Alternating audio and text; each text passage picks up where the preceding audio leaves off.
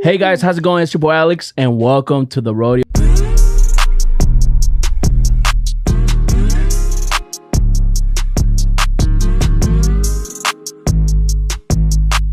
Today I have a very special guest in the building. First time guest, the one, the only, Psyche. Psyche. What's up? What's up? What's up, bro? How you doing, man? How you feeling? Good, man. I'm feeling grateful today. I'm feeling very grateful. I've been practicing gratitude, like we were just talking about a minute ago. So yeah. You got to, because you do. You know, like we were talking about it earlier. Sometimes people, they give you your last, and you know you can't be that asshole that's like, all right, that's it and shit like that. Nah, like for sure, gratitude is key. So first time guest here. Yes. You know, we're gonna get into your story, what you worked on, what you're working on, and all that good stuff. Let's do it. Where are you from, man? I was born in Corsicana, Texas, and then I moved to Dallas whenever I was like 5, and I've been here ever since. Damn. So you've been here since 5. What type of kid were you growing up? Shit. Describe yourself as a kid. I would. Is this close enough? Yeah. Okay, bet. Can you hear me? No, yeah, for sure. And then even at the end, like in the post production, I'll okay, sure, for sure. Okay, I'm not gonna lie. Growing up, I was always hella timid. Like I needed my mom around whenever I was like younger. Mama's boy. Yeah, I was a mama's boy. Like she dropped me off at kindergarten. I was like hugging her leg, crying and shit. But yeah, so I don't know. I grew up, I would say, like in my earlier years, very like timid and like insecure. And then as I got older, I was more like an outsider. Okay. Like I never really feel like I fit in. Yeah. So like for example, like I never really felt like I fit in like fully with the Mexicans because I'm half Mexican and half white. Okay. So I never felt like I fully fit in with the Mexicans because I don't know Spanish. And I never like fit in with the white kids. So I was like, damn, I don't know where the fuck I stand. I feel like it'd be like that whenever like either like mixed kids or, you know, just like you said, you don't feel full Mexican or full white, so you're just like right in the middle. You're like, what the fuck? Where'd I go? Yeah. Next thing you're alone and shit like that. So yeah, I don't know. I would describe myself, as like an outsider, and that's like how I started my whole brand, Outsider Kids, is because that's like how I felt growing up. I never felt like I fit in. So yeah. And when would you say that shift happened? Whenever, because like with music, you know, even this is conversation. This is like, you know, media talking, making sure you're networking. You know, music is a lot about networking. When did that shift happen of being more to yourself and saying like, all right, you know, I got to get out my shell, and got to, you know, work out here? Bro, you ask great questions. No, like I've had a few like kind of interviews, and wow, like that's dope because these are all things I've been wanting to like share with the world. That's so dope. We're here. We got time. Let's do it. Yeah. Shit, man. So wow, I'm so glad you asked that question. Yeah. I've been wanting to tell the world this.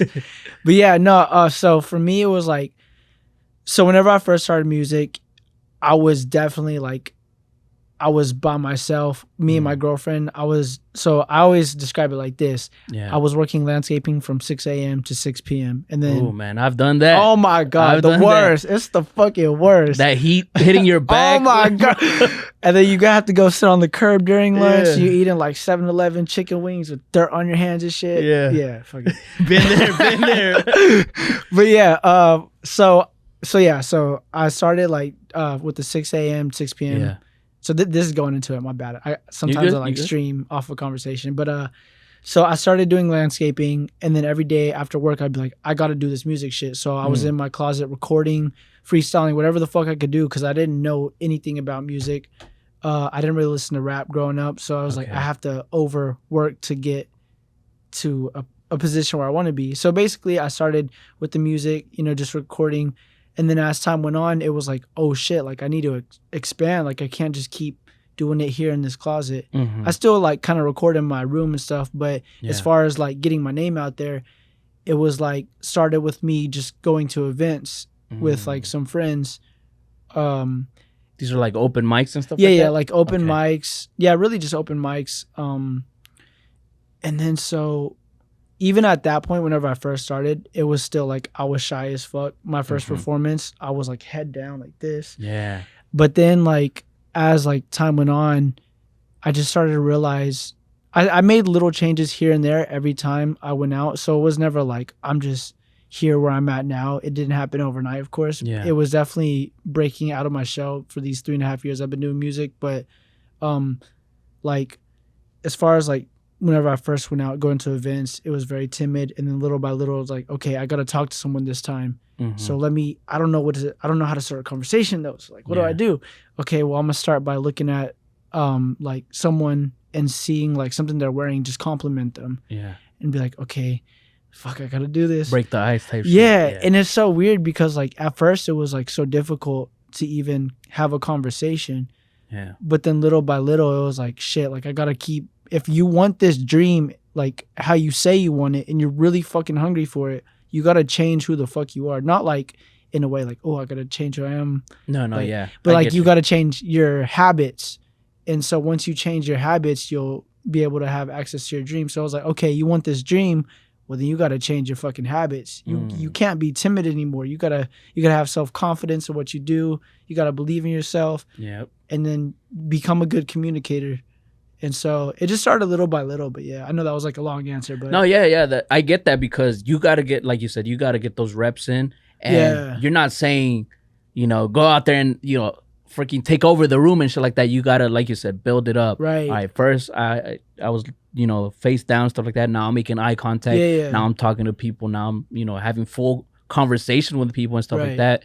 But it's key to get your reps in. Oh, for sure. I feel like a lot of people, and I've been in that situation where like my confidence is so low that I'm just like, how do people do it and shit like that? Right. But it's like everybody now that you get to this point, you understand like, bro, it's patience. You get those reps in, and next thing you know, like you're over here doing everything you want to do type shit. Oh my God. Yeah, it definitely doesn't happen overnight. To anyone out there who's like timid, and bro, you can do that shit. Especially if you really want it, you can do it. Cause like I remember just going to my first event by myself. I was like, I'm gonna go by myself. I got this. Yeah. And I was like, I'm hyping myself up, and I was like, but it's so weird because that was like a big deal to me. I'm just going to this event. Like this is a big deal, and now I'm just hitting events. I always go by myself to events. I'm like, oh shit, like I forgot that I was scared of this at one point. Or now I'm like really hype on the stage, and I forgot at one point I was like this. So exactly. Dang, that's dope that you're at this point because a lot of people whenever they perform, the crowd kind of senses it too. Yeah. And sometimes they either, they see you're nervous and motherfucker will stare directly. Like, I know you're nervous, bro. I know you're uncomfortable, and just make it even worse. Yeah. And sometimes whenever you just vibe out and just rock the show, like sometimes they'll just don't even hesitate and like stare at you directly and shit like that. It's so crazy because now like whenever I perform, it's like a whole different person snaps. Yeah. Cause like I'm usually like pretty chill. I'm not gonna lie, when I'm with my girlfriend though, my ADHD goes crazy. I be doing the most stupidest shit. But dude, whenever I perform, it's just like switch and I'm fucking hype, and I don't. It's like it's crazy. Like whenever I perform, it's just a whole different person. Yeah. So let's backtrack a little bit in the sense of, it's different being a fan of music and actually making music. Oh, for sure. When did you say like, let me do this music shit? Right. So it was dope. I want to say either late 17 or early 18 years old. But I was working landscaping. Yeah. And okay, so like this kind of like backtracking a little bit, but it has to do with the context of the story. So I dropped out of high school 8 times. Oh shit. Yeah, so like I never graduated. Yeah. And you just stopped going, or? Yeah, I stopped going. Well, so the reason why, and this ties in all together with the music. So whenever I was like 16, I was getting kicked out of my house a lot. I was getting in a lot of trouble with my family. Yeah. I was around a lot of like just dumbass people doing dumb shit. Yeah, bad. Well, I wouldn't even say dumbass people. My bad. Bad influence, because I don't really feel like a lot of us are lost. People are lost. We've all been young. Yeah, exactly. So not dumbass people. Definitely people that didn't have a lot of influence, good influence themselves. So gotcha. So I was around that, and then around 16, it's just like it went down. A lot of it had to do with the bad influences, and then my dad left. My brother got heavy into drugs, in and out of jail and stuff. So then it was like shit. Like I'm 16 years old. I don't know where to go. Chaos everywhere. Yeah, exactly. And then so I was at one of my homies' houses he was letting me stay there. And so I remember hearing Kid Cudi.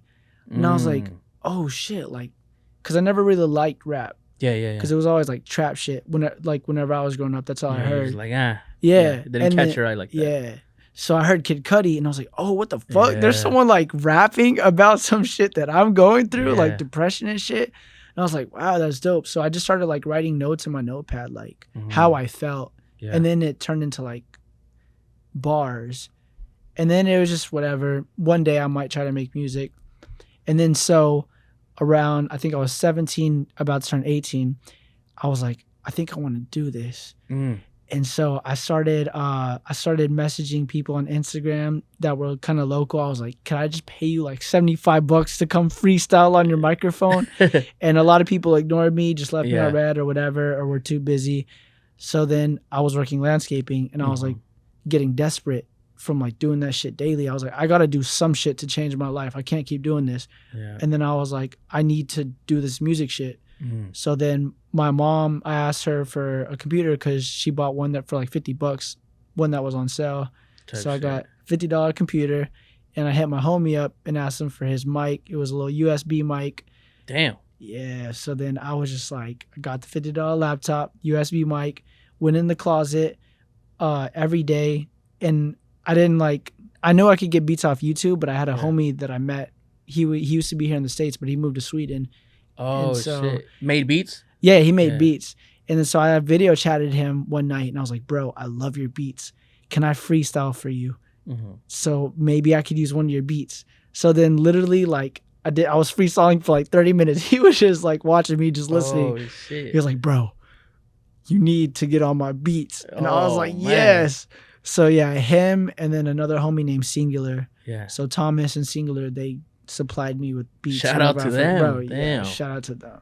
Oh, that's dope. That's a dope story. Like you said, it's just perseverance and just the will to like get the fuck out of landscaping and now, pursue the dream of being a musician. How did your close friends and family take it whenever you said, I want to do this music stuff?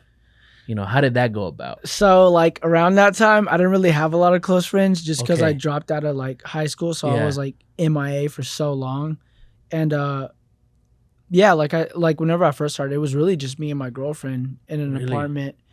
And then I was just, it was just like us two really. I didn't really have any friends. Like, and she was supported 100%. Oh, my girlfriend? Yeah. She's been my biggest fucking supporter. Like whenever I was broke as shit, she was always there, like, whatever you need to do. If you need to move to California, whatever you do, just go. I'm going to always be right here. Holy fuck. Yeah, so, like, that's dope as fuck. So I'm really blessed. But, like, my friends didn't really have much. Yeah.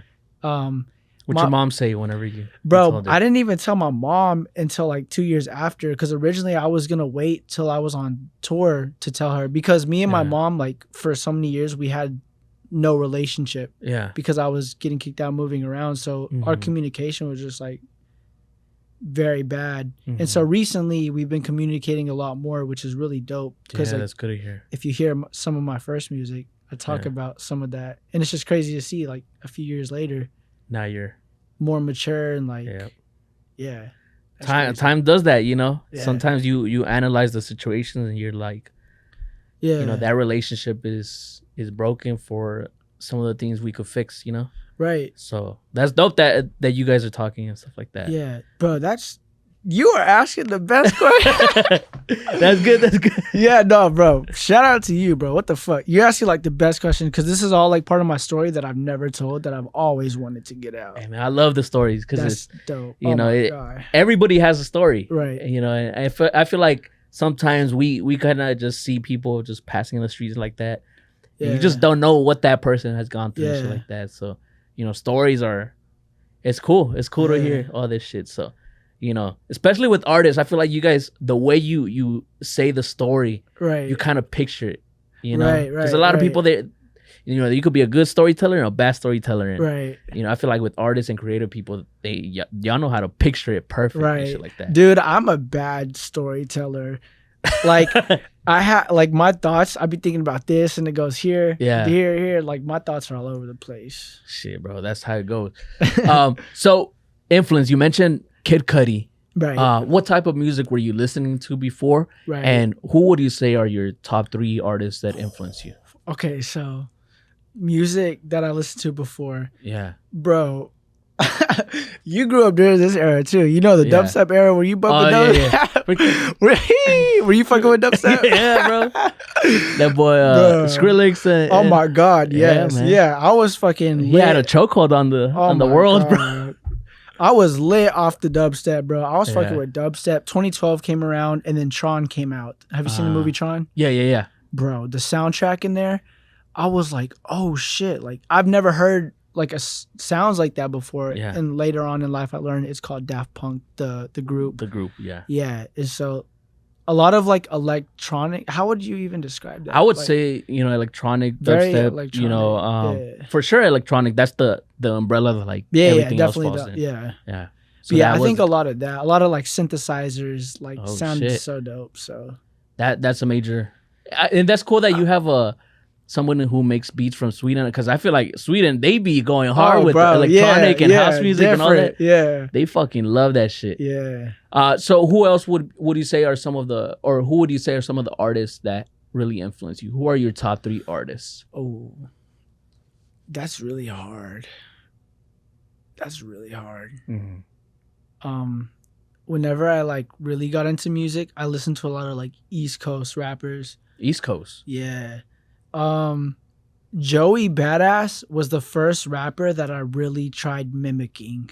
Oh. You know who Joey Badass is? Yeah, he's for fire. sure. Freaking Capital Steez, Joey Badass. Was it 1999 tape? Yeah, hell yeah. So I would see. I love the Before the Money. That was my shit. I know 1999. A lot of people fuck with that. Yeah. But Before the Money. That was your. Because the sounds in there were so different. Also, like I'm a big fan of beat selection. Like not necessarily just the raps. Like that album felt like I could listen to it at nighttime with the sounds.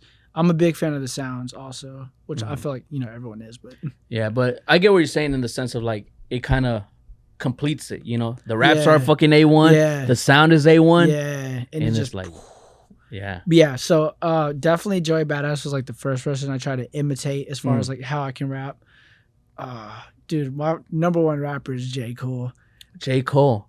I studied the shit out of Born Sinner. Yeah. Whenever I was like learning raps, I was like, how does he rap? He doesn't stop here. Okay, let me try this flow, or the way he put these words together.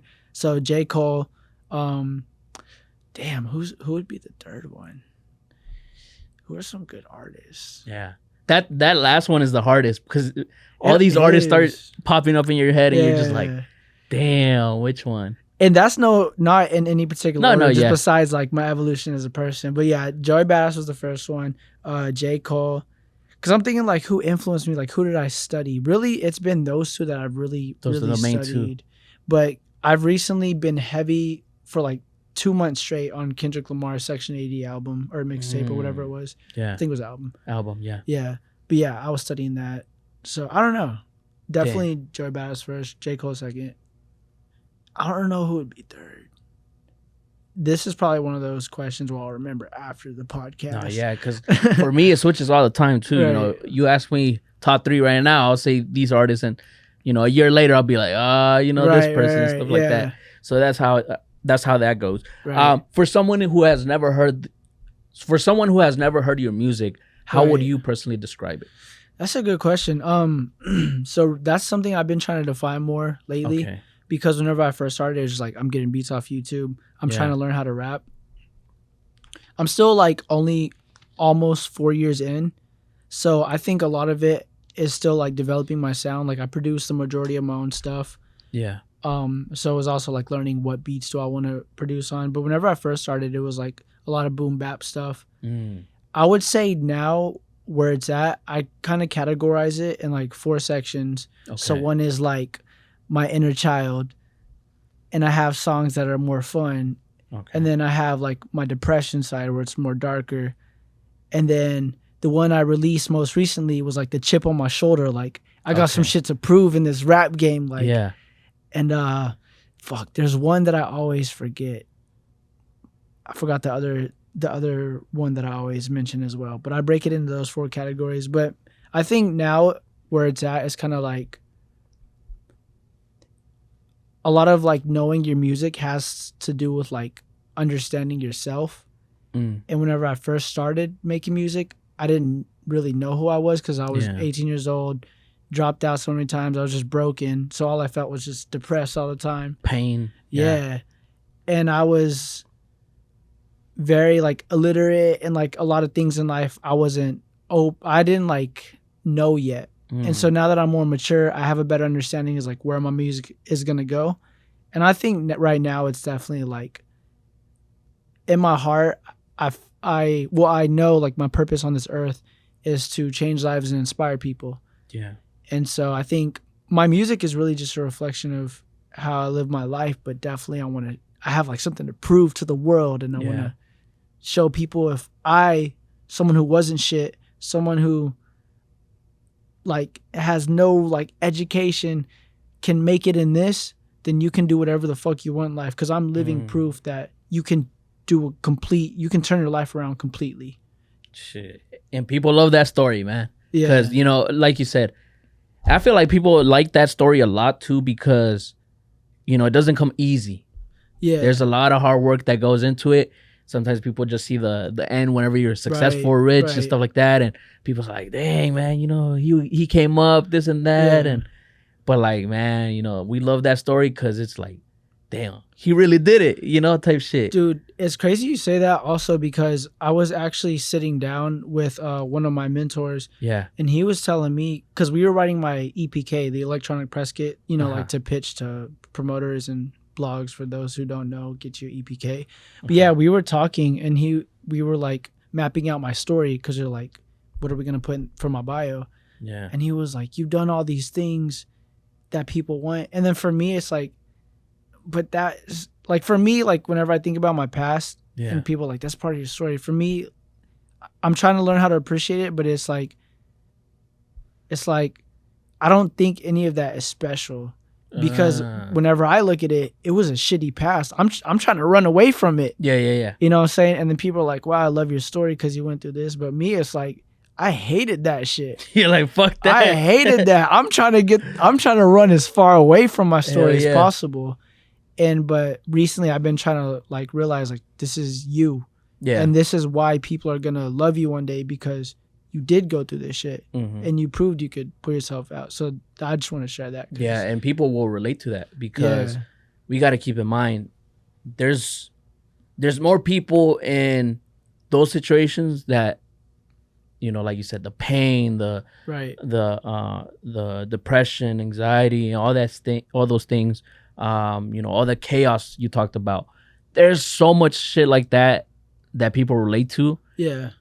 Instead of like the typical driving my Lambo with a lot of money, this and that. I feel like that type of music and that type of like story sells more because it's relatable. Yeah. Like, man, sure. I've felt that. Like, I've been in that situation, or I'm in this situation, and he's giving me the hope that I could get the fuck out of this situation, you know? Yeah. So that's dope. Like that, you're not saying that you're gonna go back, but like you're embracing who you are type shit. Yeah, you know? Yeah, for sure. Yeah. Yeah, no, you put that like. Yeah. That's how I see it. So you released a track, right? Yes. Outsiders. Oh yes. Talk to me about that track, how it came about. You know, I feel like this, like you said, chip on your shoulder type shit. Right. This is that lane. Oh, this is definitely that. Yeah, no. So it's actually funny how I made that. So literally, I was at my girlfriend's house. Okay. And I was sitting on her bed while she was like making us some dinner. Mm-hmm. I literally found the humming sample. I chopped it, and then I added just drums real quick. I didn't add the 808, just the quick hi-hats. Mm-hmm. Literally in 8 minutes, I had my headphones on, and she was like, come eat. And I was still making it. I was like, hold up. And then she was like, come eat. And then I was like, okay, fine. So I shut my laptop. I didn't even save the beat. I just put the laptop in my computer. Yo, wild boy, risky.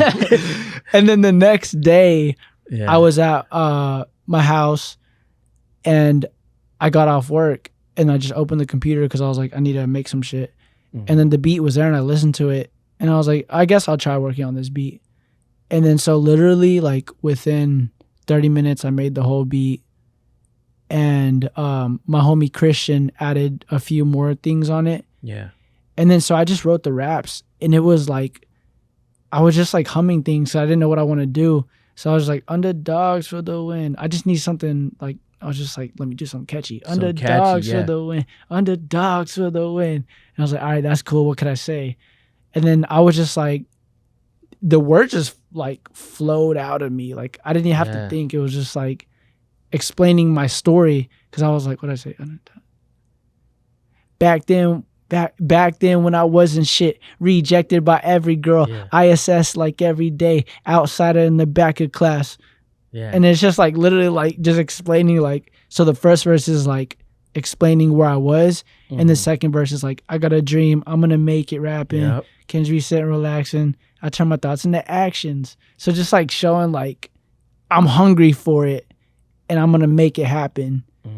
And so yeah, that whole song was really just like, I've always been like an outsider, but I guess the proper term for it is underdog. Oh, okay. Well, now I feel like I'm an underdog because I also feel like just in rap, like I feel like an underdog. But also like, am I working hard enough to be not an underdog?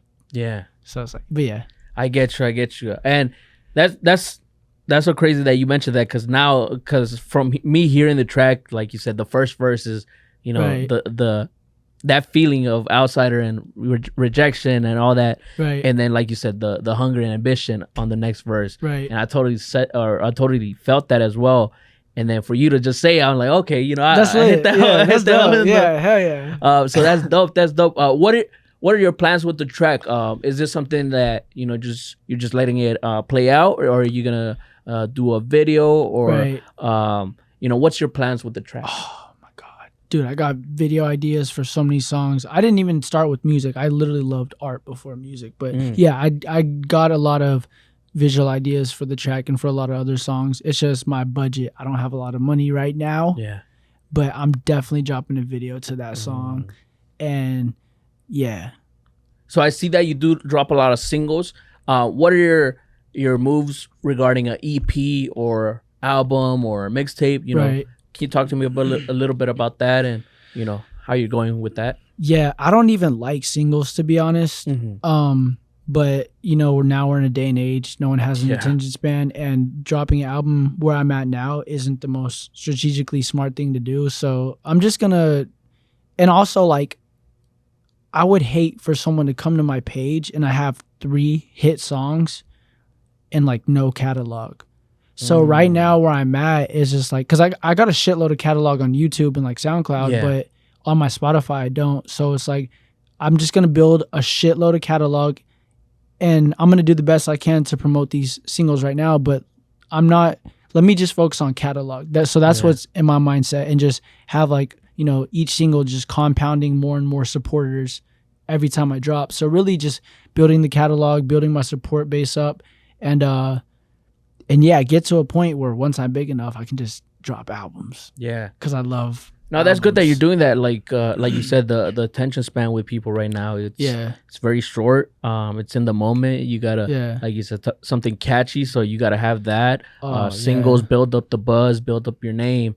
And then now you got those loyal fans that once you do drop the album, you know, you see that movement instead of just you dropping an album and then it kind of just disappears with time and stuff like that. So, you know, that's, like you said, it's strategy with this, because it is a music business at the end of the day. Yeah. So, you know, you got to be able to build your brand correctly.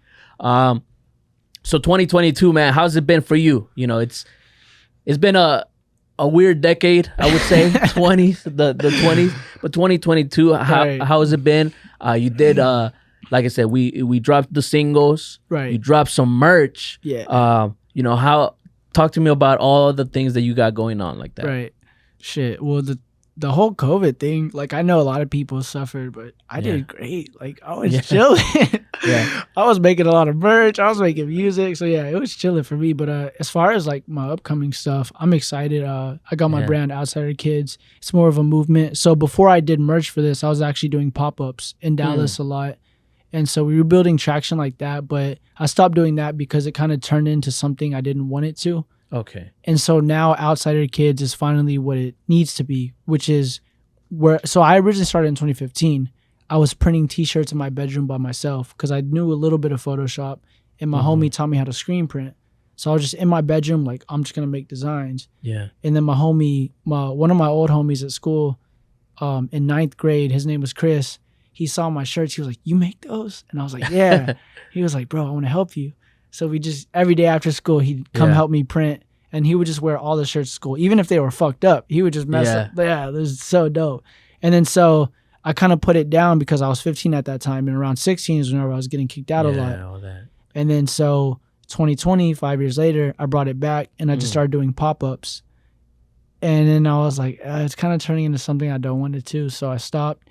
And then finally, 2022, I was like, I'm bringing back the original idea of me just making designs that I fuck with, and I'm just going to release into the world because now I'm making music. Now I have supporters around me. Yeah. So now I can actually monetize off my brand, which is dope because it's not even about the money. It's just like people are buying an idea I had that I designed. Like, that's dope. People are buying art from my mind. This is the vision that you had. Yeah. And that's the dopest shit about the merch. It's not even about, I'm making money. Bro, people are buying my mind.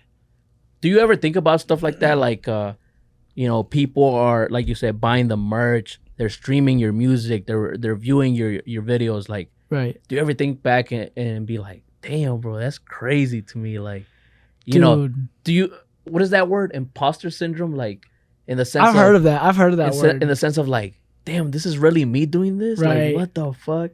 Like, do you ever think about this? Do you get those thoughts or? Yeah, for sure.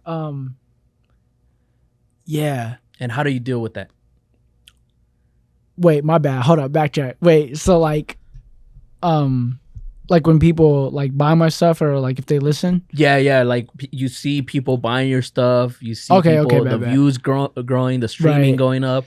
And you're just like, damn, I'm in this position now. Like, okay, well, yeah. So 2 things about that. One, and I combat it every day. I'm trying to learn more gratitude because for a while I lost myself. Like, this isn't where I want to be.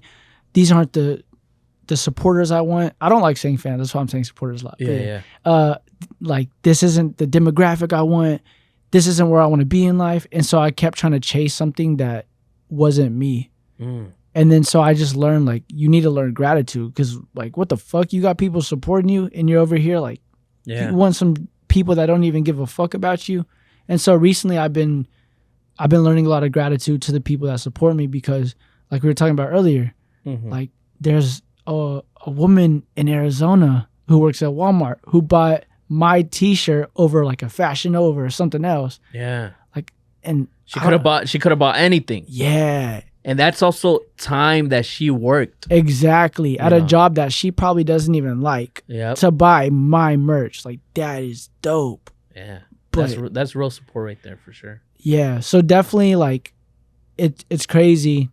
And I'm just every day trying to remember to have gratitude because if you don't, it could fuck you up. So. Oh yeah, we've seen it so many times. The arrogance goes up in some people, and they think like they're the only reason. And people go humble you easily as how fast you went up. Easily you come down. Sure. So. And I know like the whole self-confidence thing, but I feel like there's a line between the ego and the self-confidence because you definitely need confidence. Oh yeah, if you want to take over this, like, you need confidence, but definitely.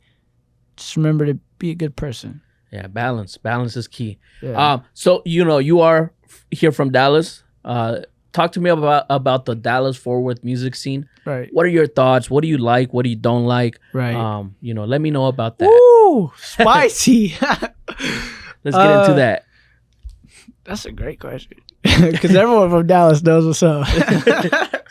This is the part of the interview that we cut out, huh? No. I mean, it's dope. Like, I used to like never want to be a part of it, and I was always like, I want to go to LA. And then people are like, this is my city. What do you mean? And like, I understand it. Like, I mean, it's all right. Like, at the end of the day, we're all just humans. So as far as the music scene, I know like a good amount of people in it. Do I care to be in it like heavily? I don't really care too much because like I'm at the crib working on music and my supporters like are in LA Arizona, New Jersey. Like, I don't need to be out in the city. Yeah. I'm literally made money off my merch just by like social media presence and just by my music. So it's like I don't even need to be out in the scene. But it's dope. Like, there's parts of it that are very toxic, and there's parts of it that are like you meet genuine people. That's true. And that's dope because like I said a minute ago, it's just all about being a good person. But I don't know. I don't know. Like, my thoughts on it in the past were very negative about the Dallas scene. Yeah. But like I said, I'm growing, being more mature. So I'm just trying to like, we all have our own experiences and we. No, that's true. That's true. And it's understandable because, like you said, there's a lot of parts of it that is very toxic. Yeah. You know, that is very non-artist friendly in that sense of support from the DJs, the blogs, just anybody with a platform. They'll be like, man, fuck that, bro. I ain't trying to give you no platform and shit like that. So, you know, I understand as an artist who's trying to network and make it out here, you know, that's which actually with this conversation, I feel like I could kind of understand that because Dallas, we don't have a network like LA, right? Yeah. So when someone gets it, everyone's like, oh, like, Give me. Yeah. Yeah. And so I understand, like, I don't know. Yeah, I guess I understand it because at the end of the day, we're all building a kingdom. Yeah. And you can't just let anyone access your kingdom. That's facts. So. No, yeah. And I feel like there's also kind of a new wave here in Dallas. You know, for the longest, we did see the rise and you know, pretty much trap was holding Dallas. You know, right. The biggest artists we had were, you know, singing street raps and trap music. Right. So it seems like now there's so many lanes with artists here in Dallas. Yeah. You know, you'll see sometimes the pop rap. Right. You see the street rap. You see just the drip rap and stuff like that. Like there's so many lanes that there's kind of a new little hub being built. You know, and I see a lot of the older artists. They're letting the new young artists be like the ones to take over and stuff like that because you know sometimes old heads they don't want to let go of that throne and shit like that. So you know it's dope. And you mentioned something about you know having fans all over. Yeah, which I feel like it's key for artists, especially in 2022. You know you got to make sure that your presence, social media, you're a brand. You know you got to make sure that your presence is good. Use the internet to your advantage because bro, the people you could get in contact is crazy. You don't even have to be there type shit. It's crazy, bro, because for so long I was chasing the industry and like people in the industry, and I managed to get in touch with those people and work with them for a while, but just really realizing it, bro, is like I was focused on the wrong thing. I was focused on the industry. It's like almost like, not to sound fucked up, but like my supporters are right here, right? Yeah. And the industry is up here. And I was always like this, yo, like I want to get signed. I want to do this. I was like, it's almost like if there's a girl that like really loves you right here and you're looking at like the baddest bitch. Yeah. And you're like, you want this. And she don't give a fuck about you. Yeah, but this one loves you. Yeah. And so that's kind of what was happening to me for a while is I kept chasing this industry idea.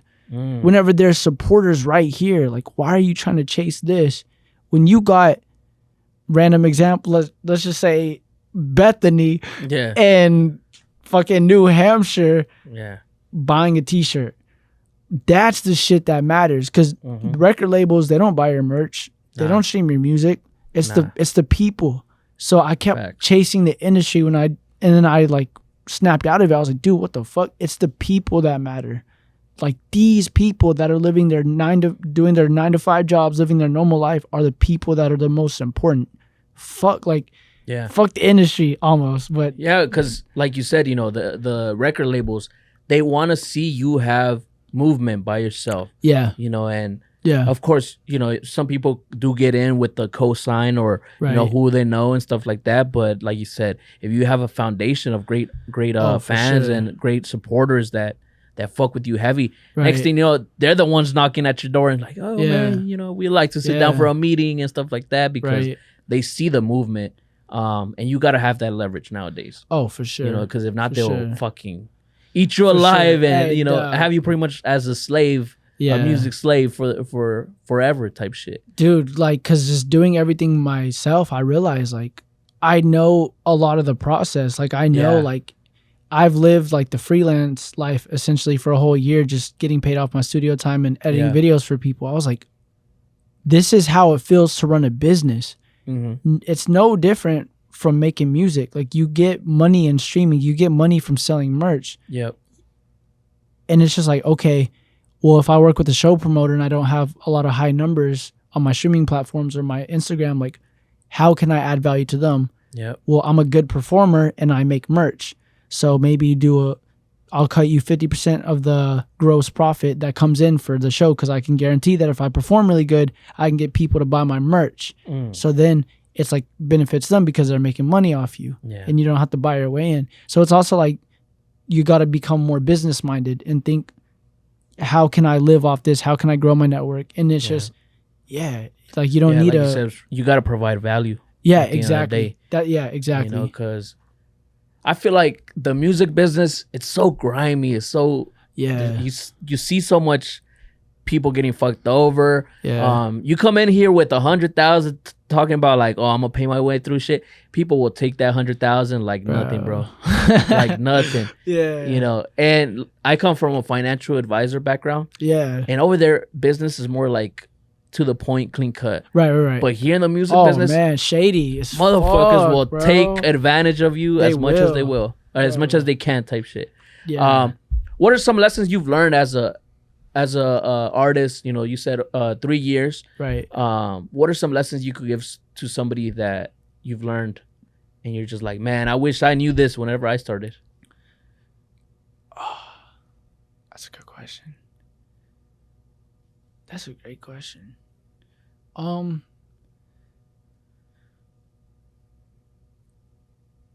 Don't try to like, I don't know if that's the right term though. Like don't try to bite off more than you can chew. Almost like don't try to skip steps. Don't try to skip steps. That's what I would say is start with recording in your closet and just dropping songs and just share it with people on Instagram, whatever. Just build up your catalog, focus on your craft, get really good at what you do. And just little by little, you know, supporters will compound. Even if your music isn't great at first. Like my music was shit, but people supported it even from my very first song. And so just don't try to, I would say don't skip steps. Don't rush the process, but don't sit around waiting for shit to happen. It's facts. Move with urgency and like there's deadlines, but also remember to enjoy the process. Because like I said, I got so caught up in chasing the industry that I forgot how fun it was to just print merch in my room. And I was losing that because I was like, oh, is this single going to sell? Is this going to hit the market that I want to reach? This is like, bro, just shut the fuck up and just drop your song and share it. You're trying to skip the steps again. And then so for a while, like almost for a good amount of time, I lost that. And I was just chasing that rather than saying, dude, just drop a fucking song. It doesn't have to be perfect. No one's perfect. And you're only 4 years in. You're not the best rapper. You're not the best producer yet. So just drop shit. So don't skip steps. No, yeah, that's key right there, because sometimes you try to skip the steps, you end up more back than you were before. 1,000%. You know, like you said, you were focused on the industry, and you could have been focused on the fans, and that would have got you. And dude, it's crazy because last month I did that again. I was like, I'm just gonna take it back to square one, and oh my god, the support as of lately, went up a lot. Man, you gotta have that foundation for sure, dude. Yes. What would you say is your favorite song that you've made up to this point? That's released, because I feel like okay. Yeah, that's a different conversation. A lot of artists have favorite songs unreleased.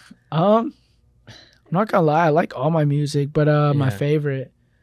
And what makes it special? Right. Also, I like Outsiders. Yeah. Outsiders is dope because that song was the first song where it's like displaying a lot of like self-confidence. Like, I'm gonna make this shit happen. I know I could have pushed it higher, and the next Chip on My Shoulder song will probably be more, but this one was dope because the beat, I love the beat. Yeah, I love the delivery. The hook is very catchy, and it has a lot of meaning to me, like just explaining kind of where I came from, and be like, but I'm about to show y'all, because the second verse wasn't like, oh, I've made it. It was like, I'm about to show y'all what's about to happen. So I really love that song just because production, lyrically, very memorable. So and the message. Yeah, I love that song. Dope. That's good to hear, man. Where do you see yourself 5 years from now?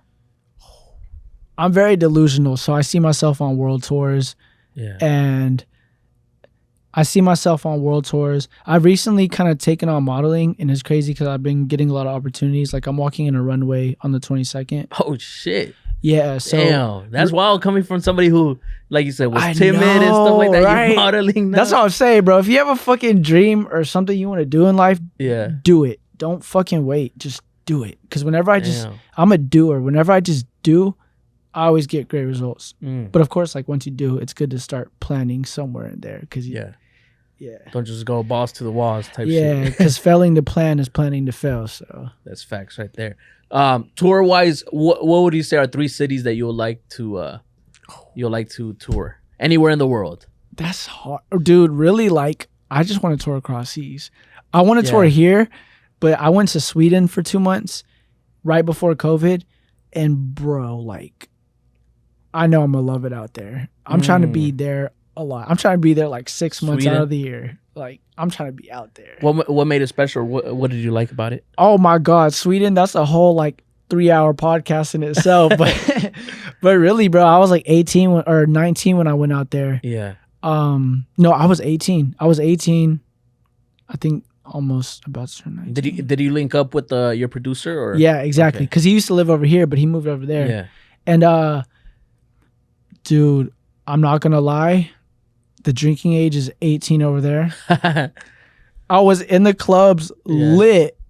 It was stupid fun. Yeah. I was 18 years old getting drunk in a club. And then after, we'd go on like rooftops because like out there, bro, it's so beautiful. You can go on a rooftop and the city just expand. Like, it's big. The cities are big. And then like you got all this. Yeah. And you got like all this old architecture. Yeah. And then so I remember like even sober, like, just looking at everything is like, I'm in a different country at the age of 18. I flew all the way over here by myself. Yeah. And I'm here. It's crazy, right? Seeing other countries, the cultures, the architect, like, dude, everything, like you just mentioned. My God. You're just everyone like, needs to travel. Fuck.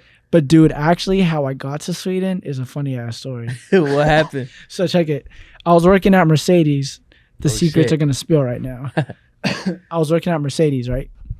And it wasn't paying enough. So I was like, all right, every car that comes in here, I'm gonna take like a quarter or 2 quarters. And then so I worked there for almost a year, I would say. And then so I just put quarters in a jar. Just just put quarters in. Yeah. And then so I think 2 months before I planned the trip out to Sweden, I was like, bro, like, we should work on an album. Yeah. And I was like, I really want to come out there though. Like, I like, cause around that time, 18, I was really deep into my depression. I just wanted to leave. Fuck. And then so I was like, I just want to come out there. So I was like, let me count this money that I have in this jar. Bro, I had $1,000 in quarters. Damn, son. What the fuck? So I went to the bank. Damn. I got the little quarter rolls, put all them bitches in there. Oh, yeah. Deposited all that shit, and I bought my ticket to Sweden. Oh, snap. So shout out to, and I'm not a thief. Yeah. I will not steal quarters if I see it here. But yeah, man, so I fucking left one just to see. No, I'm kidding. But yeah, man, so yeah, I went to Sweden off $1,000 in quarters. Damn. But that was, like you said, life-changing in the sense of... Dude, yes. It really changed my perspective on life. I wish that I was where I'm at now, like mentally, where I wish I went out there where my mentality is now, because I'm not gonna lie, I was like in the crib a lot, and I wasn't really doing too much, but whenever we went out, we like turned up. Yeah. But dude, now I'd be at all the skate parks, it'd be with all the DJs, because I met a few DJs out there, and yeah, I would just definitely be on the scene more. Damn. Yeah. That's dope. That's dope. So potentially, hopefully next time you go, it's on tour and stuff like that. It's going to be dope. Shit, bro. What other places would you like to visit? Or like to tour, I should say. I don't really know where I'd like to tour but I just know I want to go overseas. I've never been to New York. I don't know if it would be fun to go to New York for a show. Yeah. While I'm whenever I'm big, because whenever you're touring, you probably only get to stay there one night and you got to dip. Yeah, you go in there performing. Yeah, you just got to be out. But I really want to go to New York. I've never been, and I haven't gone because I don't want to ruin it. I want to I want this idea. Yeah, and so I don't. It's still like a dream to me. Yeah. But I want to go to like a jazz club. I want to feel like it's the '90s or what the fuck ever. So I just need to. But yeah, New York is a place I want to go. I don't know about necessarily doing a show though. Yeah, I get you. My one dream stage though is the. No, you good. Is the Colorado? Is it the Red Rocks? Right. Yeah. Have you seen the Red Rocks? With the setup it's literally two big ass rocks. Yeah. I've seen. The stage, I was about to say the boulder shit and stuff like that. Yeah, bro. Like that stage. I'm gonna sell that stage out in a few years, so that's where I'm excited to go. I know it always looks badass because I've seen some artists they post whenever they perform and stuff like that. I'm like, damn, it's like just rocks and shit, bro. Yeah, no, I've never seen a stage that dope. So that looks crazy. Yeah. So once it's all said and done, right? What is the legacy that you want to leave behind? I really just want to show people like you can be someone who I was insecure, I was timid, I was lacked education. But I want to show people look, you can really change your life. Like if you have a dream or a purpose in life or whatever, do that shit. Cause we all get so comfortable in life just where we're at, but dude, the world is yours. You got to take that shit. And I just want to show people if you get the fuck up, because I fight daily with my inner thoughts. Because a lot of chasing a dream and succeeding in your dream is about fighting your daily habits. Yeah. And I just want to show people you can become what you see in your mind. You just got to get the fuck up and you got to do it. And it's not going to happen overnight. It might take 8 to 12 years or even more. But you only fail whenever you give up. I mean, they always talk about how people talk about this person, they came up so quick, this and that. People don't see the 10 years they've been doing that. People don't see that. Put in thousands of hours, blood, sweat, and tears. And it's crazy that you mentioned like the doubts and stuff like that, because I've had that so many times in my am I doing this podcast thing for real? This and that. And whenever I feel like giving up, some other crazy shit happens, and it's just bro, you're in the right path type shit. Bro, don't ever give this up. Bro, oh my God, we got to figure out how to expand you. Because you ask great questions, conversations are engaging. Bro, no, this will definitely work. And if you don't think it will, which I know you don't think it will, but bro, what the fuck? You asked literally, yeah. So hey, I appreciate that, man. You know, and whenever you get big, don't forget about me, bro. I'm coming back. You better pull up. I'm regularly coming back to this bitch. Hell yeah, for sure, bro. Don't be like Rodeo. Who? Nah, never. Nah, bro. This is documented. So in a few years, whenever I get big, I'm coming back and we'll talk about the experiences. For sure. The Sweden stories, the New York, all that. Yeah. You already know. So what can we expect for the rest of the year? What do you have planned? Of course, summer's pretty much here. Right. Any shows? You mentioned the fashion show, but any other singles, music videos, or any other things that you want to let the people know before we do head out? Shit, really, building catalog. That's my main thing right now. Is I'm gonna be stacking a shitload of singles, more merch drops. I don't really know too much further in the future of what's there, but I just know right now I need to be more consistent with my drops. So a fuck ton of merch, a fuck ton of music. I'm gonna expand my support base, and just gonna slowly compound. There we go. But yeah, I forgot to ask you, how did you get your name? Oh, that's a great question. Psyche. So I was uploading some music on a Spotify. Okay. And I typed in Psyche, but someone else already had that name. Damn. So I just put Psyche Mind because it's the next thing that came to my head. Yeah. But once I get big enough, I'm going to buy that name and I'm going to copyright it. And I'm going to just go by Psyche. Because the mind at the end, I fucking hate it. Really? I fucking hate that It was shit. Just in the moment. Yeah. Because also like I was 18. I wasn't thinking that far ahead. Like that deep. It was just like, oh, I want Psyche. I'm going to just put mind at the end. Like I could have put so much other dope shit in front of Psyche. I mean, I feel you, bro. Because like I said, this podcast is called Welcome to the Rodeo. Right. But the brand now is just the Rodeo. The Rodeo, right. You know, Welcome to the Rodeo. It's dope, but like it's kind of long too, bro. It's like, damn. Yeah. So in the moment, like you said, you just kind of going with it. But hey, that's what you got to do in life. Like you're not going to have it all exact. Bro, big advice. You're not going to have it exactly figured out whenever you first start. So stop trying to be fucking perfect. Quit. Yep. There is no perfect plan whenever you haven't even started. I understand like pre-planning before to avoid mistakes. Yeah. But people get to the point where they don't even do it because they're so scared to make a mistake. Yeah. But you need to make those mistakes to grow. Yeah, you got to learn on the way for sure. And you will. Oh, you will. Sure. If you really want it, you will. There's so many things that you think are going to just play out a certain way. And, you know, curveballs just hit you and stuff like that. I saw this thing on Instagram the other day. It was like a straight line. Yeah. And it was like, I'm here, success. Is at the end of the line, and it was like what I thought it was gonna be, what it actually was, and fucking is. Facts, bro. It's like it won't go your way. Fucking facts all the time. So you did talk a little bit about the industry. Are you now opposed to signing, or would you still sign with the label? And what does the label have to bring to the table for you to sign? Right now, I'm not worried about any type of record deal. Mm-hmm. So whenever I first started, it was I'm gonna get really good at music and I'm going to move to LA and I'm going to get signed. That was my plan. I wasn't going to stray from it. That's what was going to happen with my life. Yeah. But then a lot of things changed in my life. Exactly. I started educating myself. I started growing from the mindset that I was in. And now really where I'm at is I'm doing these merch drops myself. I'm designing my own merchandise. I'm making my music. Like I don't need a label. Now, later on, once I have more leverage, I'm open to a partnership because I know they have things that I can't necessarily get by myself.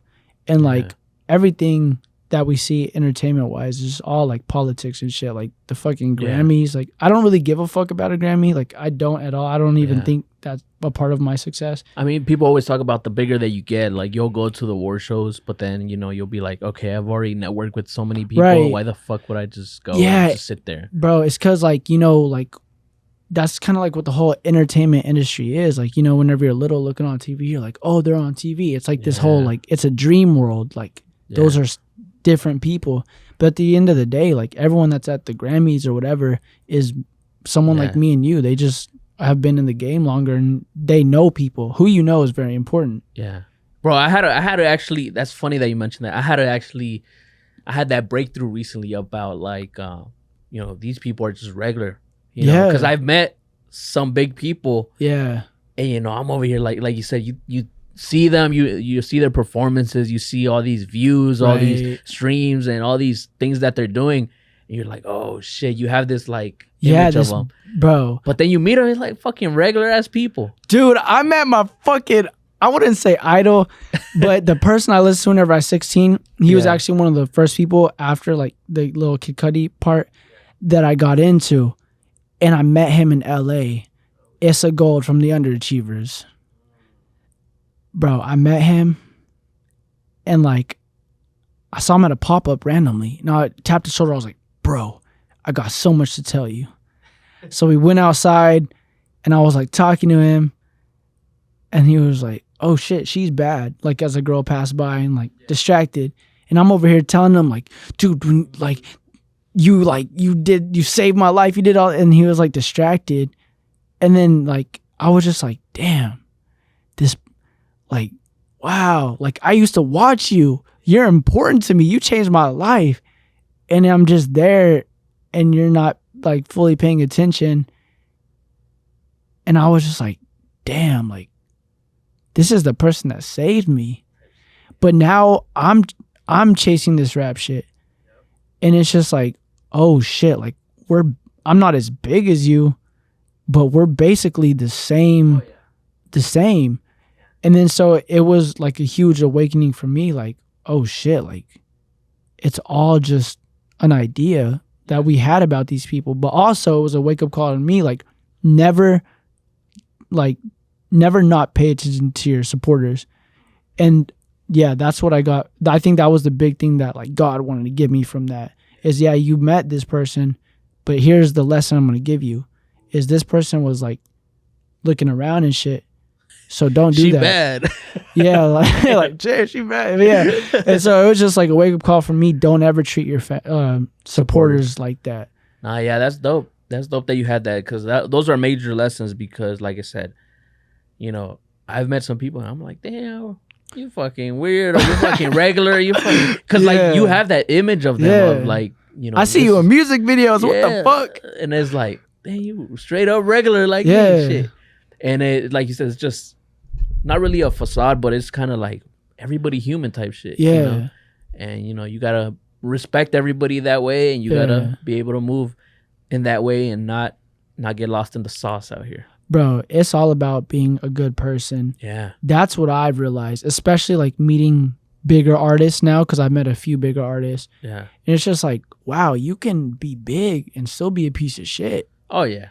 Like, it's funny because the saying is, don't meet your idols whenever you get famous. Because you the image, like you said, the image that you have of them, they'll be completely left. God. And then you're just like, oh, what? As you get older and become more conscious of the world, like everything in it, I feel like a lot of enthusiasm starts to drop. Oh, yeah. Because whenever you're young, everything is just like a 20-minute drive used to feel like a 2-hour adventure. Crazy, yeah.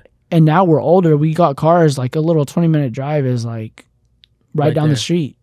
And so that's also... You don't even think about it type shit. Yeah. And that's also important. Never lose your enthusiasm, because when adults get older, they're like, start to get drained of life. Yeah. It's like you got to find the enthusiasm out of life, or else you're just going to be fucking miserable. Yeah, bro. That's the thing. Like, I ain't trying to get in that cycle of just... Right. You're living, but you're kind of dead inside in the sense. Yeah, fuck that. Yeah, I'm going to live out my dreams. I'm going to celebrate. I'm going to be with my supporters. I'm going to be with my family. We're going to get rich as fuck. And it's going to be fun. Hell yeah, bro. Best of luck to everything, everything and anything that you do, bro. You know, of course, anytime you drop or anything that you have going on, send a message to me and I'll make sure to support and show love and stuff like that. So, you know, don't hesitate on that. For sure. Any last words you want to tell people? Where could they find you? Whether it be features, studio time, merch, all that good stuff. Look. Yes, you. Really, I just want to say, kind of like what I always say, you only have one fucking life. Yeah. So quit sitting and waiting for your dream life to come. You got to make that shit happen. Because you only have one life. You're like, think about that shit. We're going to die. There's a time limit on life. Oh, yeah. And a lot of us are just chilling like, oh, I'll do it tomorrow. Or this. Fuck no. Dude, you're going to fucking die. Do that shit now. Stop chilling thinking about that shit. If you have a dream, a passion, or something you're trying to do, if you're trying to talk to a girl, if you're trying to start modeling, if you're trying to do music, start that shit now. Go talk to that girl now. Quit waiting. Yeah, man. You only got one life. Got to. We don't know what happens after, and if this is the only life we get, bro, you gotta make the most of it. Type and shit. People be telling me, like, some people I talk with, they're like, oh, I have the next life. It's like, bruh, I don't remember what it was like before I was born. So I gotta make the most out of it now, even if I do have a next life or whatever. Yeah, I gotta make the most now. That's my mentality, bro. You know, I'm not saying we ain't gonna get another life, but I'm not saying I don't know what the fuck, and I ain't trying to find out either. It's like, you gotta do that shit now. Now.